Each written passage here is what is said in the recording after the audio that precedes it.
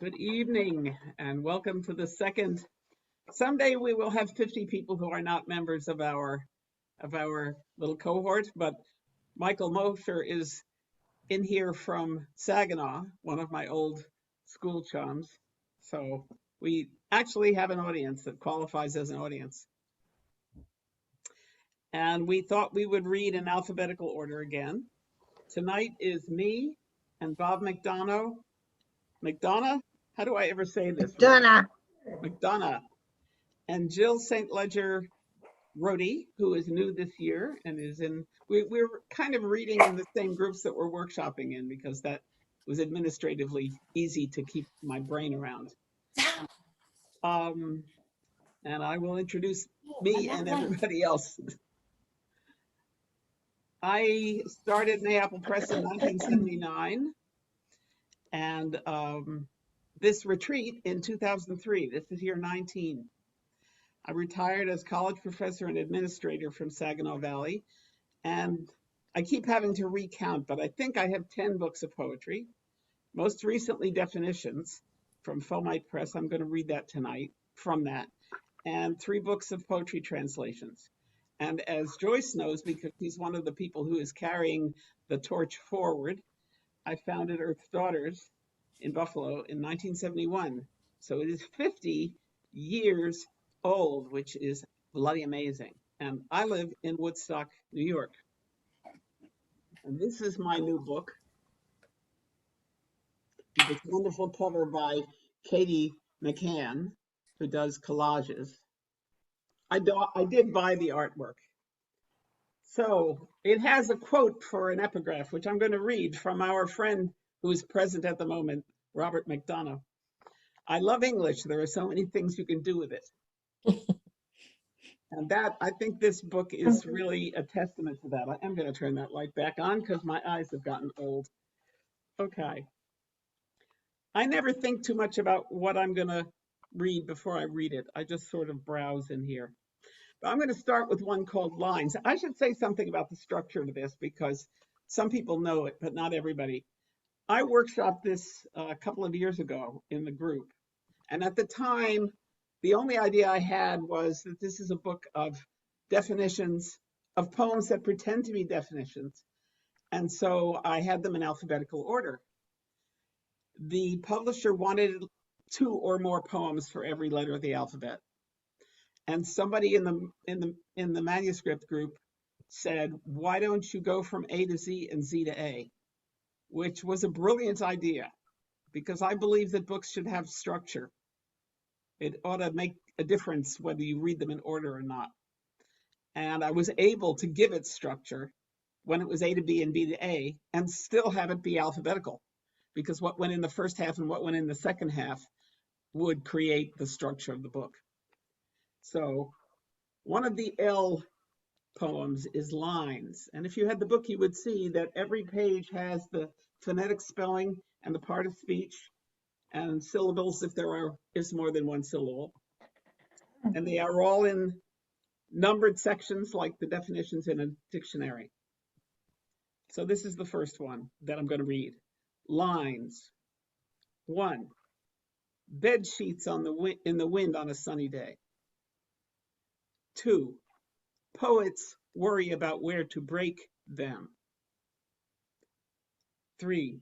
Prompters give you yours when you forget. 4. Loretta Young's face was the porcelain mask. We admired her on TV. My mother fussed at me even then about the lines in my forehead. 5. The old lady next door had fuzzy cheeks and creases like the ones I have now crossing her lips. Her lipstick crept up into the lines. Did she get them from whistling?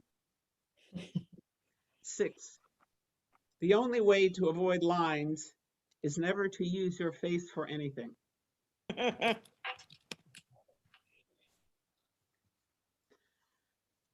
And I'm just sort of browsing through here. This is resistance, which has 3 syllables and is a noun. 1. When your back is up, you look and feel bigger. Ask any cat. 2, tantrum. One ma's pretty baby is another ma's spoiled brat. 3, a very heavy rubber band used for building muscle. 4, Ohm's law, voltage divided by amperage. 5, the importance of the scheme multiplied by the number opposing it. 6, I used to imagine joining the Maquis. I used to love the fact that one of the Star Trek spin-offs had a Maquis. And then right across from that one is saw, which is a noun or a verb. 1, jagged blade for cutting wood or metal. 2, what the old folks always say. 3, up, down, up, down. 4, Marjorie Daw, Johnny shall have a new master. 5, what I should not have seen. 6, cut off short. I was thinking recently that the first full-size book I ever did, which was called Mothering, was prose poetry, and I thought the wonderful thing about it was I could say anything. I mean, it wasn't that they didn't go through 50 revisions, but I could say anything. And I feel the same way about this form. I can say anything. This is shot. So there are 2 S's in a row in the first half of the book, but I didn't worry about that. Shot. 1, worn through into holes. Old shirt, old shoes. Too far gone for goodwill. 2, a hole in one. Nice. 3, amber heat in the glass, a scent of oak. 4, and a beer. 5, walking in the dark, trees obscure the stars, a sound in the distance. 6, a 5-pound bag of steel pellets. 7, look straight at the camera and don't move. 8, this won't hurt a bit.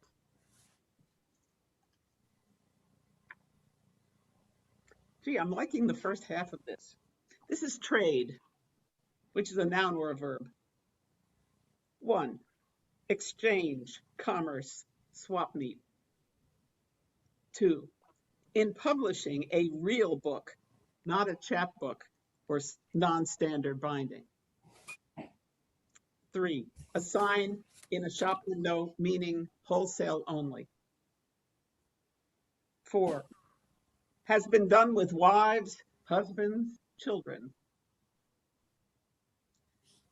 5, in Amsterdam there lived a maid, mark well what I do say. In Amsterdam there lived a maid, and she was mistress of her trade. I'll no more go roving with thee, fair maid. This is my only Kobit poem as far as I know. This is called Vector. 1, direction, like the flight path of an arrow or poison dart, a mathematical abstraction. 2, computers were invented to chart the trajectory of artillery. Only later were they used to track money. In computer graphics, vectors calculate a shape. Raster graphics have a space in memory for every pixel, like the retinas of our eyes. 3, the threat is invisible. Not mice and rats, but their fleas, lice, tick nymphs the size of poppy seeds, doorknobs and elevator buttons. 4, half the carriers have no symptoms, like Typhoid Mary, defiantly cooking for strangers. They go out in the street unmasked, insouciant, crowds at the beach in their bikinis, young men elbow to elbow at the bars. 5. The threat is like carbon monoxide when the air in the house feels fresh, transparent, but the furnace guy says, you could have woke up dead. And he did say that too. And I'm going to move forward a little bit to utter. Adjective, verb, or noun. 1. Absolute, extreme, or errant, as in, for example, the speeches of most politicians. 2. Declare, articulate, expostulate. 3. Part of the name of a state in northern India. 4. In Brooklyn, someone else. 5. A bad pun for mammary glands, which may or may not be kosher depending on which part of the Talmud you read. One friend said you have to cook it in a special pot, utterly dedicated.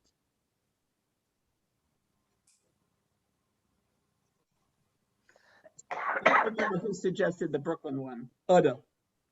Somebody other than me. Queer. Adjective, verb, noun. Once a word for odd, peculiar, unusual. 2, in some dialects, milk that has soured. 3, an agreement that has gone bad, queering the deal. 4, once our good King Henry gave a spread with all his pals and gals, a ghastly crew. The headsman carved the joint and cut the bread, then in come Anne Boleyn to queer the do.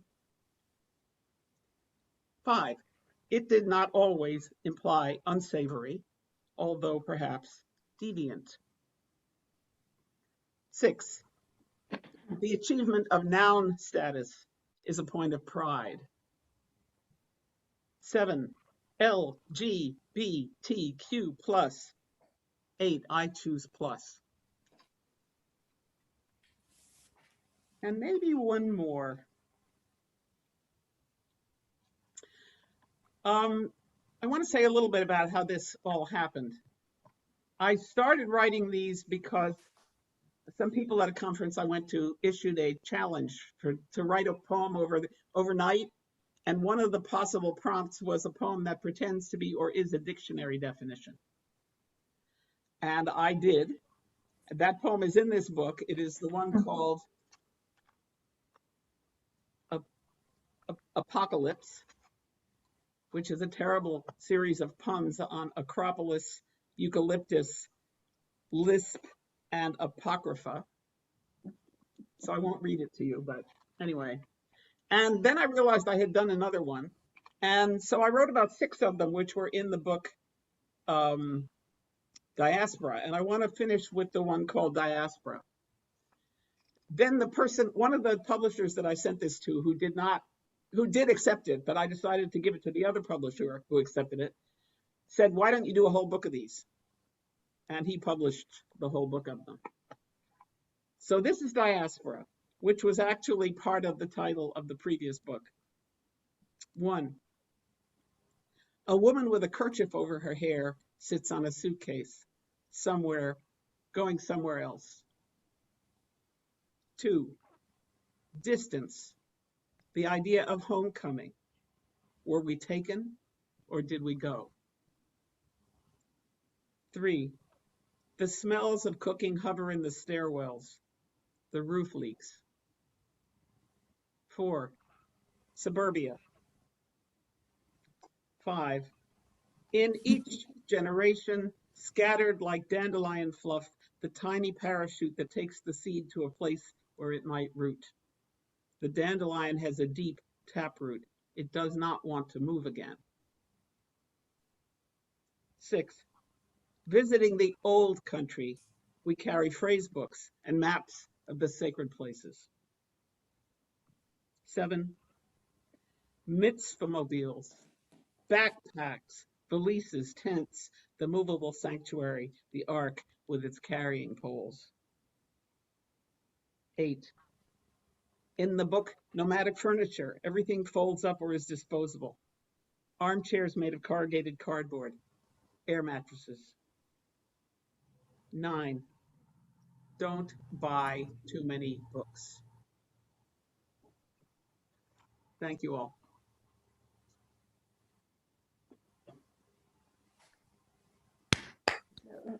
Is that all? So lovely. Thank you. Yeah, it was kind of an amazing form. I may keep doing them, even though the book is done, you know. I want to steal it for sure. Do. Thanks. Our next reader is Robert McDonough, who taught English at Cuyahoga Community College in Cleveland for more than 40 years and now lives in the Finger Lakes region. He has published No Other World with Cleveland State University Press and Greatest Hits with Pudding House Publications, and he edited Worlded Too Much, the selected poetry of Russell Atkins with Kenneth Prufert, published by CSU Poetry Center.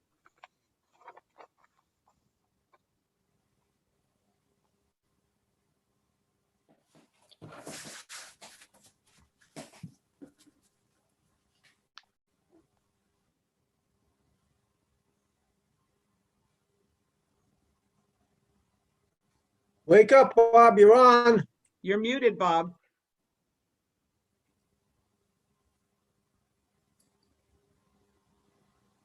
Take your mute off. All part of the act.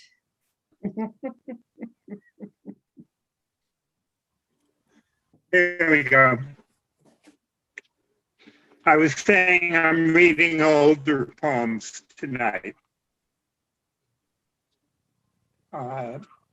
This is something I still believe. There'd be fewer divorces if everyone lived in motels. A place and softness and warmth can be taken for getting there is hard work, and the road waits outside for tomorrow, but for a little while, no one would know where we were. We'd have drinks, a TV movie, and love, then fall asleep in a bed we won't have to make.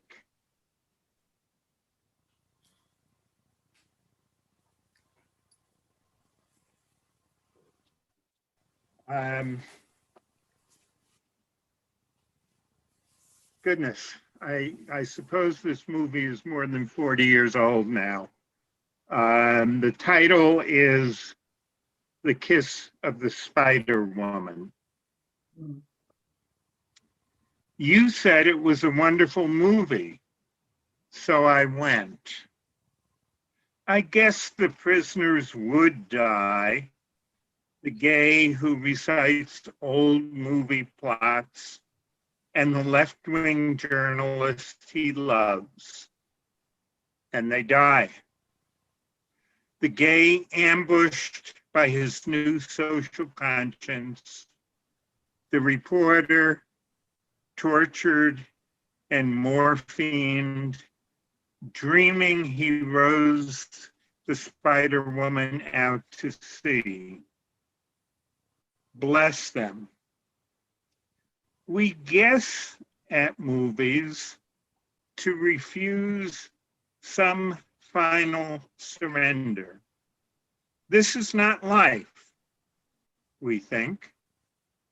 There is a mind in charge here. And then against life, we must try love. Must look at your shrunken father, mine with cancer, and love them now. So we assume, crazily you say, all journeys end safely. We know why your parents came to stay after the accident and why I write this. But there is no good reason. You wore your seatbelt that day. The other driver didn't. You broke your nose. He died. You still hear his breath failing beside that road. Bless you.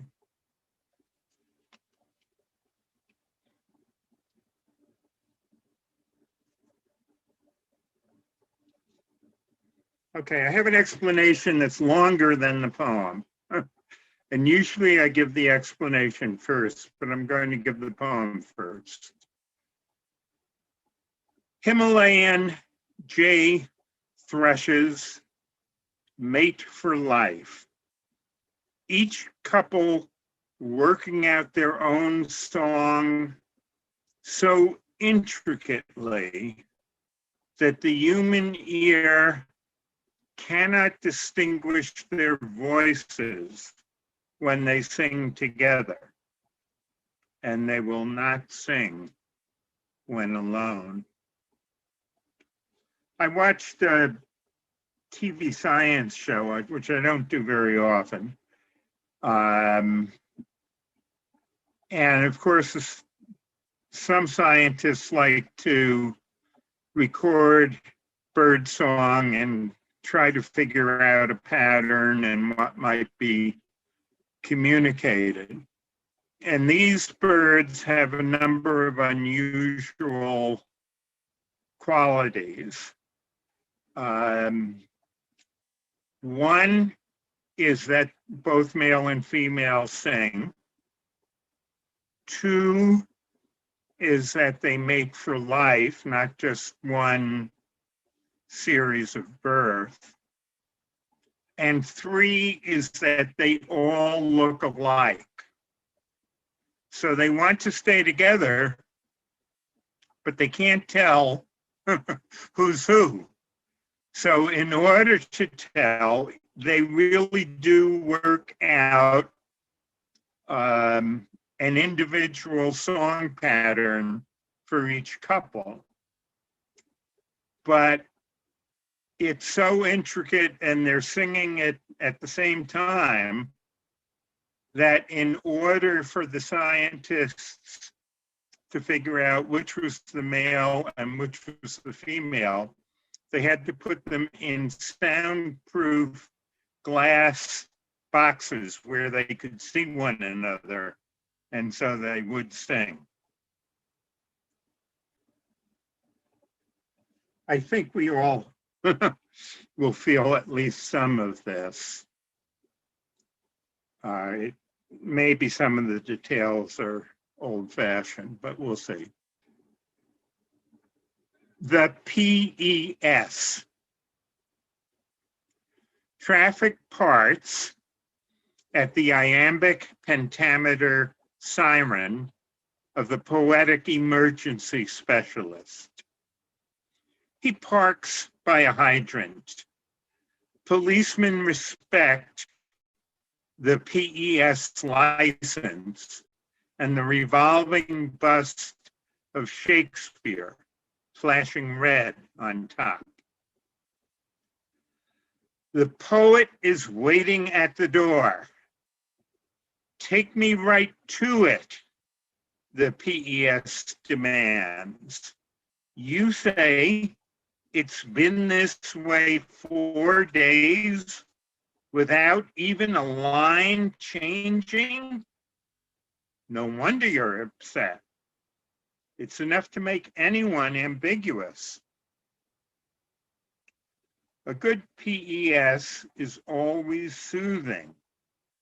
He knows the poet fears that if his poem dies, he'll never be given another. I think I can save it, the PES says, if I make the cut right away. Just a dislocated modifier and some fractured syntax. I might as well take out these symbols too. It's got more than it needs. No, screams the poet. Touch that rose and I'll kill you. The PES, accustomed to these scenes, smiles. We're too well protected after you. The poet shudders. Hem a stitch I sewed with should hold. If it's in pain, 2 verbs every, and some practical advice. You see catharsis coming, bring it a big ball.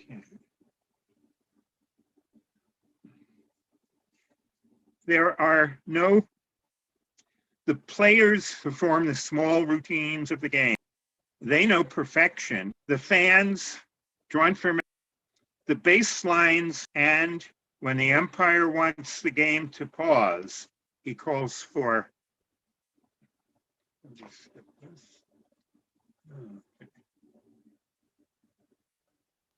Bob, we're having a problem with your sound breaking up.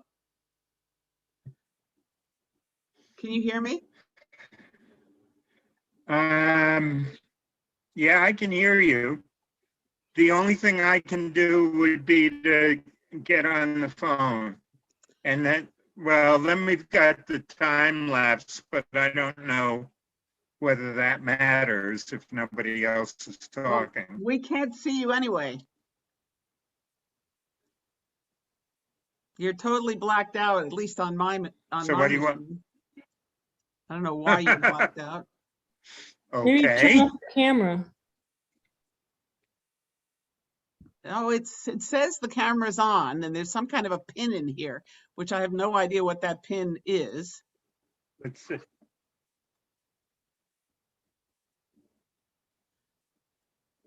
I just hate to lose punchlines and middles of sentences, and that's what's happening.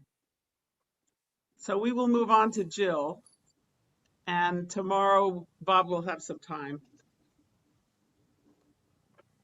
Jill, how do you pronounce it? St. Ledger-Roty? St. Ledger-Roty. Yeah. And she says, I am living my dream, writing poems and taking pictures in the woods surrounding Franklinville, New York. I have had poems published in Earth's Daughters and Scald, and I received first honorable mention in the 2020 Joe Gouveia Outermost National Poetry Contest.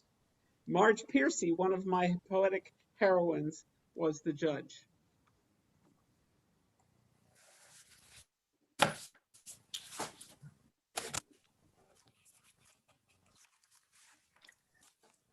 Welcome.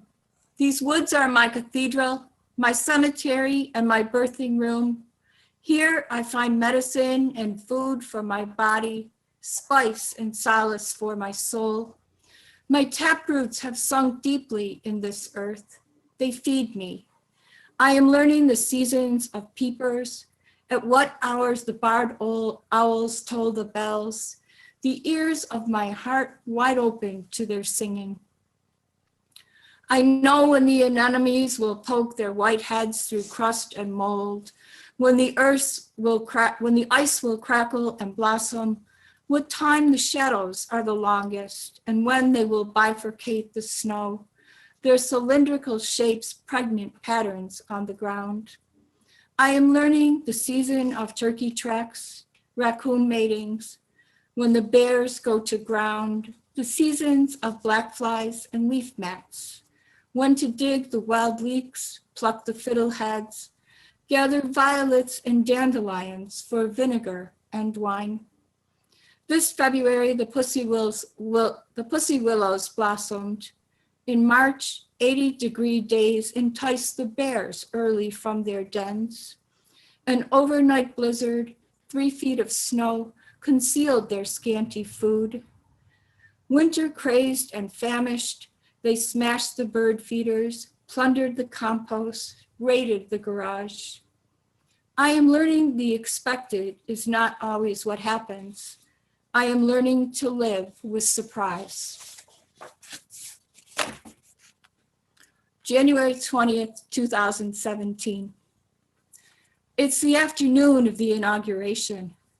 I am wandering the streets of DC, seeking solace in pansies blooming in January, in signs that welcome strangers in different languages. Then I hear it, the sounds of a ball drumming on pavement. Its music lures me to its source. I have endured 7 long years of basketball withdrawal. I asked to join them. There are 4 of them, 3 girls, a boy. They are the age of Trayvon Martin. I am petite, white. My hair has turned gray. In these days, no one is safe. Anything can happen. It is clear they are afraid. Pick up the ball, begin to back away. Suddenly, the one girl shouts, "Did you say you want to shoot?" as a hard chest pass whizzes the distance between us. No time to stretch, flex my fingers, gauge the angle. Reflexively, I catch and shoot. Watch as the ball circles the rim, pops out. It is a test, and I have passed it. There are just the 4 of us doing what we love. We choose up sides, begin to play, our focus on the ball, the basket. Even the girl watching fades away. When my energy dwindles to nothing, when I can no longer catch my breath, we call a halt, introduce ourselves, and I go on my way. 2. The following day we march. It is historic. 1 million people, all ages, races, move as one. For 10 days in January, I visit family and friends, go to dinner with a nephew, cook stir fry with a niece, go hiking with my sister. All simple acts to conjure light in place of darkness. Those days were filled with sorrow. We knew what we had lost and what we faced. Those days were filled with joy. We were together. What I hold closest to my heart is the afternoon of basketball, where we took risks, ignored the things that kept us separate, knew for certain we were human. We all had skin in this game.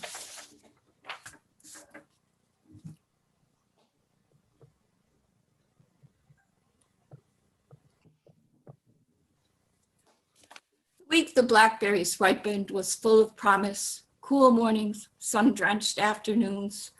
My morning walks an orgy of eating, sweet succulents exploding in my mouth. Mackenzie and I picked them. Selkie the dog dove into them, eating thorns and all. We made jam, Mackenzie standing on a chair to watch and stir, splurged, had blackberry jam on everything. Each jar, when open, spilled summer's ambrosia in the air. The jam is long gone. Fall rains, winter snows, spring wildflowers have danced and disappeared again. In the woods, the blackberry bushes are adorned with hard green jewels, the promise of new ripening yet to come. Graumer, lover of rocky soil, rugged coastlines, windswept landscapes, wearing toil as second skin, young, scared, you leave it all behind, cross an ocean, carry with you wrapped in baskets your storied dishes, totems of hearth and home, refuse to set them down. Endure the wild-eyed seas, storms, the range of stars on a clear night. Stand proud, erect on the prow, while birds flap their wings in the rigging, hurl curses at the rollicky waves. A century later, as I carefully wash your dishes, place them in the break front, I hear your voice whisper. Our lineage spurts in my veins. Listen, I say, I am going to where you came from, to pay homage to your standing stones, sacred wells, your golden fields of buckwheat, apple groves. I go, cradling both our hungers, like your dishes in my hands. Annunciation. What if the children in cages, the children behind barbed wire fences, the girls kidnapped for sex, the boys kidnapped for soldiers, the children slaughtered in the schoolroom and on the streets, our angels come to whisper, howl, keen, renounce our humanity, spell our doom. Soft August. This is a poem for Tom and Francoise Krampf. It was soft August. Shimmers of memory sluiced the air. You perched on the seat of your walker, I the alkalite seated on the ground. We picked gooseberries, spoke of our loves, this land, the encircling hills and mountains. You, your wife of over 50 years, me, my children. We spoke of poetry, how our near-death experiences distilled, enriched our lives. The afternoon was a living poem, our mesmerizing voices, the soft sighing of wind, the burble of creek, hum of bees, birds in flight casting their shadowy imprints on the ground. Inside, your wife, my friend, sat and watched television, her mind like the waves of the ocean, lapping the shore, arriving, then receding. Later that evening, as we ate the dinner I prepared, she will say to me, "The salad dressing is delicious. Did someone teach you?" And I will reply, "You did."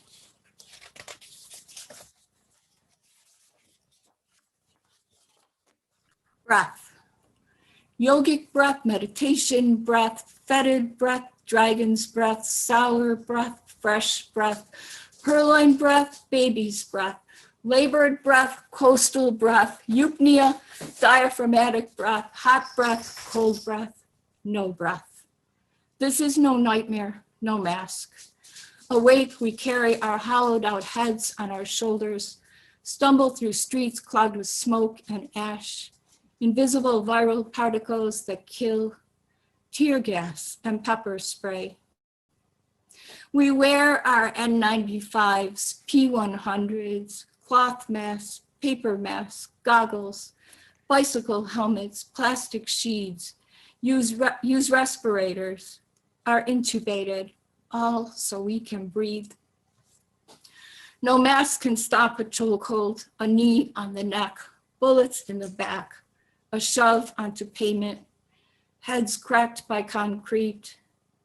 Gasping and confounded, I go to the woods, press my body against the sturdy trunks of trees, listen to their heartbeats. Breathe, they tell me, breathe. Fusion. A rare burst of sun on a late afternoon in early winter. Spheres of palest pink periwinkle bead the surface of the snow. Rose eddies skim the skin of iron-blackened creeks. The cambium glows. Tall, straight flames brush ice blue sky. Violet, mauve, turquoise, orange tail feathers warm the western edge of today. Crepuscular and shaggy, the low-hanging brush briefly burns, succumbs in a dusky embrace. Night waltzes in as the waning moon flickers, sets her course, punctuates an ink-stained palette. Soon the deer come drifting out of the woods into the fields, their dark shapes casting long shadows on brittle ivory ground. Genuflection. In Tudor England, discarded women knelt for their beheading. Men, women, and children kneel before kings, queens, and popes, bend to kiss a cardinal's ring. People kneel in churches, by their bedsides, and in prayer meetings. In war movies, soldiers kneel, long guns poised to kill. In the United States, police kneel on necks to murder, while athletes take a knee in protest. So much posturing, even public yoga poses have us on our knees. I like to keep my kneeling secret as I tend the fire, wash the floor. Vast sky overhead and ground beneath me. I kneel to plant and weed, pick beans and peas, place myself at eye level with a child, wrestle with the dog, or scratch the cat.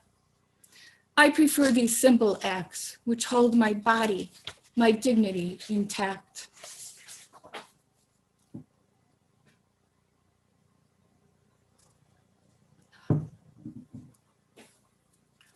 Having left the coalition meeting to stop the pipeline, driving home under a rubric of stars, small everyday details begin to strike me as a privilege and a blessing.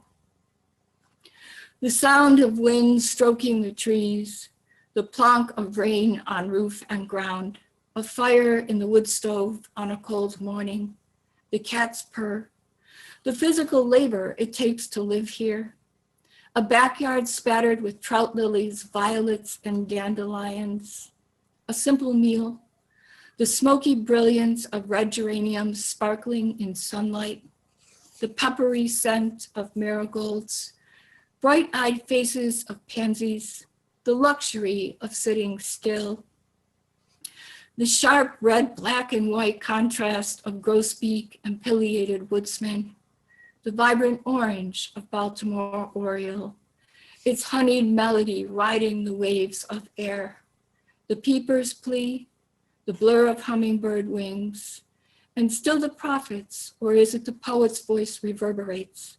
How long, O Lord, how long can this endure? Visitation. I once interviewed a man to determine his capacity. His physical health was fragile, short-term memory elusive, long-term memory intact. Never married, a lifelong engineer for the B&O Railroad, he had enjoyed the life of a vagabond. Eager for a wee chat, he regaled me with his stories. Hours passed, daylight waned. Below, the streetlights blinked on. He turned to me and said, "What I remember most are the jumpers. There were 9 of them.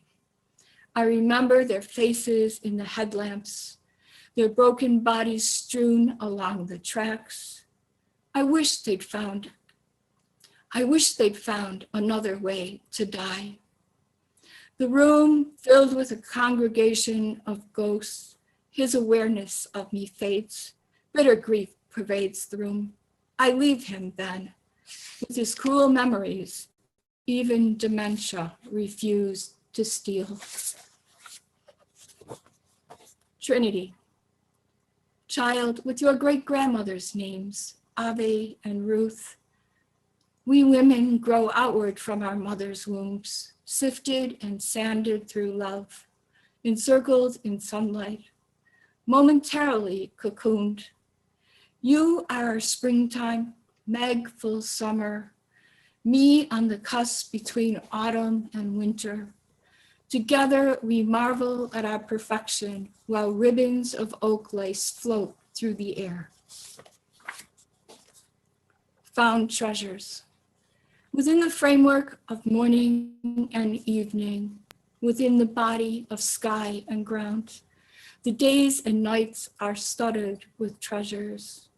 A quail's nest unveiled, fox kids playing in sunlight, a newborn fawn quivering on the ground, a fisher climbing the same bank I am descending, a mink creeping across the snow at dawn, a sparrow backlit on a fence post, a swallowtail cosseted in goldenrod, a bee coddled in clover, a crackle of lightning down the evening's spine.